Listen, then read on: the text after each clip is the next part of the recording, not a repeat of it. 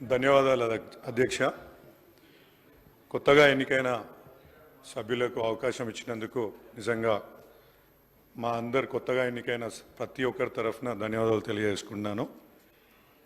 ఇవాళ మనం బట్టి విక్రమార్క గారు సమర్పించిన బడ్జెట్ చూస్తుంటే గత ప్రభుత్వం ఏ విధంగా అద్భుతంగా పనిచేసిందో మన గణాంకాలు తెలియజేస్తున్నాయి.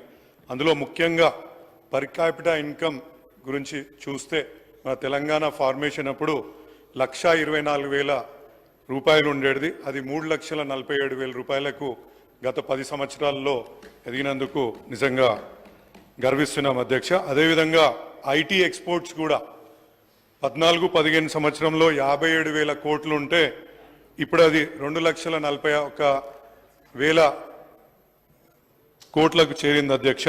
అదేవిధంగా మనకు ఇవాళ బడ్జెట్ విషయానికి వచ్చినప్పుడు వీటికి కేటాయించిన బడ్జెట్ చూస్తుంటే చాలా ఇబ్బందికరమైన పరిస్థితి తలెత్తుతుంది. ఎందుకంటే ఇవాళ 65.7% సర్వీసెస్ సెక్టార్ కంట్రిబ్యూట్ చేస్తుంది మన జీడిపిఏలో. అదేవిధంగా 18% ఇండస్ట్రీ కంట్రిబ్యూట్ చేస్తుంది మన జీడిపిఏలో.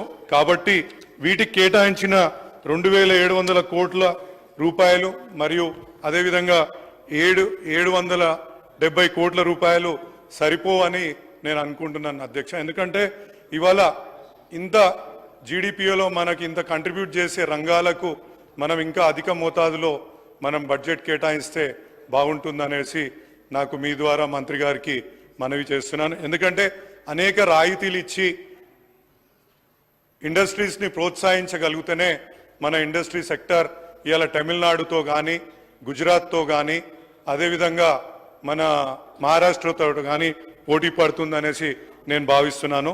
ఇంకొకటి దీనికి గ్రీన్ ఛానల్ కూడా ఏర్పాటు చేసి మనం ఇవాళ మన జిఎస్టీలో 50% ఏదైతే తీసుకుంటామో మనకు వచ్చేది వాళ్ళకి డైరెక్ట్గా ట్రాన్స్ఫర్ అయ్యే విధానంగా, అదేవిధంగా ఎలక్ట్రిసిటీలో ఏదైతే వాళ్ళకి రాయితీ కల్పిస్తామో వాళ్ళకి డైరెక్ట్ అందే విధంగా కొన్ని కల్పిస్తే ఇవాళ ఇండస్ట్రీలు ఇంకా ముందుండి ఉద్యోగ కల్పనలో ముందుకెళ్తాయనేసి నా యొక్క భావన అధ్యక్ష.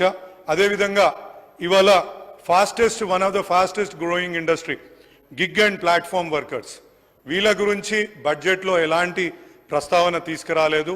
నాకు తెలిసి కాంగ్రెస్ మేనిఫెస్టోలో కూడా వీటి గురించి వాళ్ళకు ఒక సంక్షేమ నిధిని తీసుకొస్తామని చెప్పిండ్రు, కానీ బడ్జెట్లో ఎక్కడ ప్రస్తావించకపోవడం చూస్తున్నాం.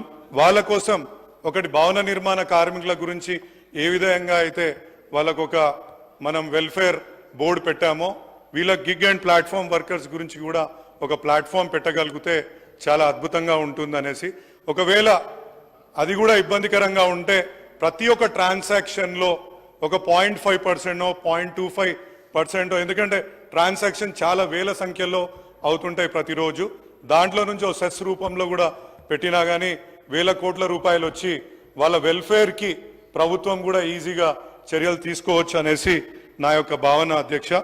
అదేవిధంగా ఇలా మన ఫార్మా సిటీని ముచ్చెర్లలో ఒకటి పెట్టాం.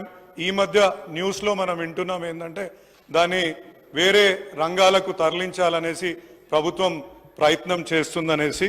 దాంట్లో ముఖ్యంగా అధ్యక్ష ఇవాళ ఎక్కడైనా ఫార్మా ఇండస్ట్రీ వస్తుందంటే ఏ ప్రజలు కానీ సర్పంచులు కానీ ఇలా మున్సిపాలిటీలలో కానీ ఎక్కడ కూడా పెట్టని పరిస్థితి ఏర్పడుతుంది. నిన్న మొన్న మన కొడంగల్లో కూడా ఇవి ఫార్మా సిటీ ఎస్టాబ్లిష్ చేయడానికి సర్వే చేయడానికి అక్కడికి వెళ్ళిన అధికారుల పైన కూడా ప్రజలు తిరగబడ్డది మనం పేపర్లో చూసాం. కాబట్టి ఈ యొక్క ముచ్చర్లలో మనం ఎస్టాబ్లిష్ చేయదలుచుకున్న ఫార్మా సిటీని అదేవిధంగా కొనసాగిస్తే మన ఏదైతే ఫార్మా క్యాపిటల్ అంటే ఫార్మా ఇండస్ట్రీకి క్యాపిటల్ అని చెప్పుకునే విధానం ఇంకా ఊతం వస్తుందనేసి నేను భావిస్తున్నాను అధ్యక్ష. అదేవిధంగా defunct state and union government properties, ఇప్పుడు మన హెచ్ఎంటి, ఐడిపిఎల్, హెచ్సిఎల్ లాంటి అనేక ప్రభుత్వ సంస్థలు మన తెలంగాణలో ఉన్నాయి.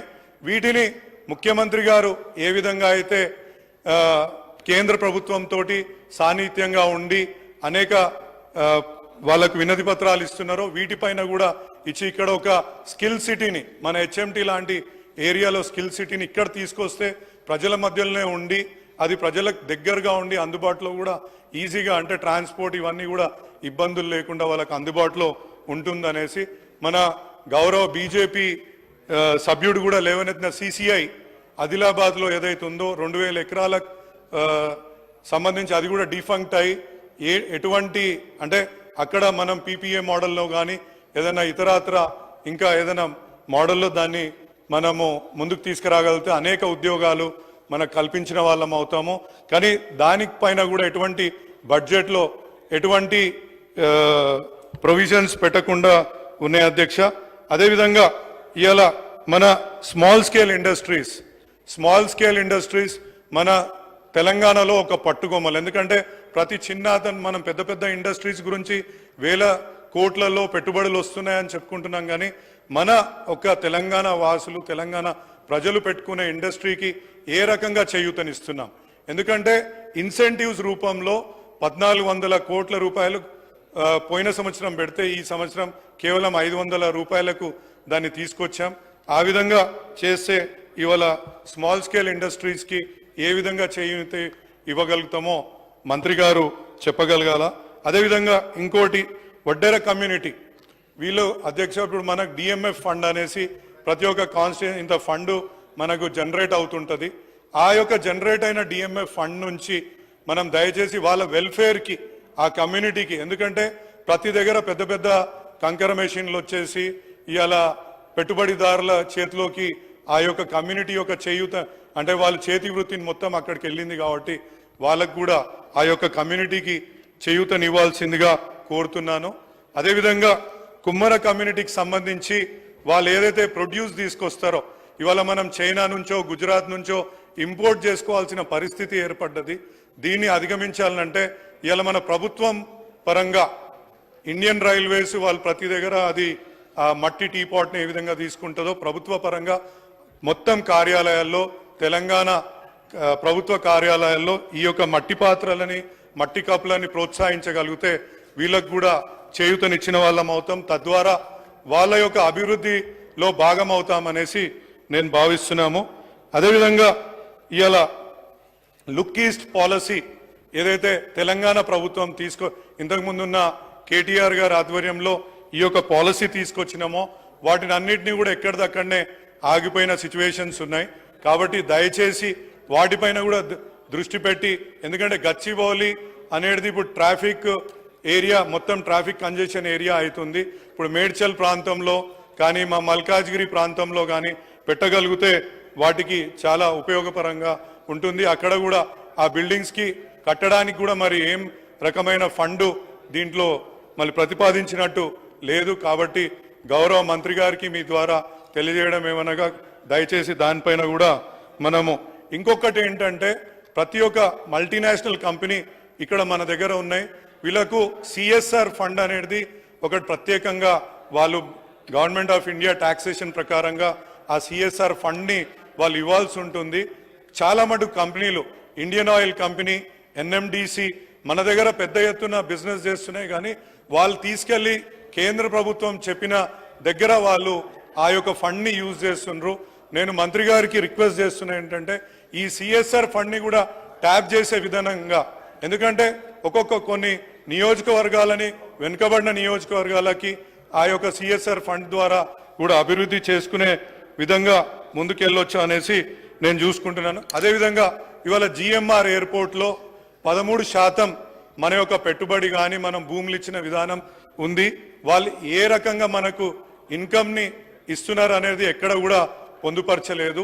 ఇంకోటి అధ్యక్ష, ఇక్కడ వాళ్ళ విషయంలో చెప్పాలనుకున్నా ఎమ్మెల్యేలకు కానీ ఎవరికి కానీ ప్రోటోకాల్ విషయంలో వాళ్ళు చాలా విపరీతమైన అంటే వాళ్ళు అసలు పట్టించుకునే టట్టు కూడా లేదు. నేను లాస్ట్ టైం ట్రావెల్ నిర్లక్ష్యం వహిస్తున్నారు వాళ్ళు. నేను లాస్ట్ టైం ట్రావెల్ చేసేటప్పుడు మా అమ్మగారికి నీ ఆపరేషన్ అయిన ఉండే వాళ్ళకు విన్నపం పంపించాను నేను. ఏమని అంటే ఇట్లా ఒక వీల్ చైర్ అరేంజ్మెంట్ చేయండి అని చెప్పేసి, సరే సార్ మీరు దగ్గర రాగానే ఫోన్ చేయండి అన్నారు. తర్వాత దగ్గరికి పోయినాక అంటే ఎయిర్పోర్ట్కి రీచ్ అయ్యే దగ్గరికి పోయినప్పుడు వాళ్ళకి ఫోన్ చేస్తే వాళ్ళు మీరు ఎక్కడున్నారంటే గేట్ పలానా నువ్వు చెప్పిన గేట్ దగ్గర ఉన్నామని చెప్తే మీరు సెక్యూరిటీ క్లియర్ అయిపోయినాక రండి అని అంత నిర్లక్ష్యంగా వాళ్ళు జవాబు ఇవ్వడం నేను సభా దృష్టికి తీసుకొస్తున్నా. మీరు కూడా వారిపై ఇటువంటి అంటే ఒక ఎమ్మెల్యేలు మన పెట్టుబడి అక్కడ జిఎంఆర్ ఎయిర్పోర్ట్లో ఉంది, మన ఎమ్మెల్యేనే వాళ్ళు ప్రోటోకాల్ పరంగా నిర్లక్ష్యం చేస్తే బాగుండదు అనేసి నేను కోరుకుంటున్నాను.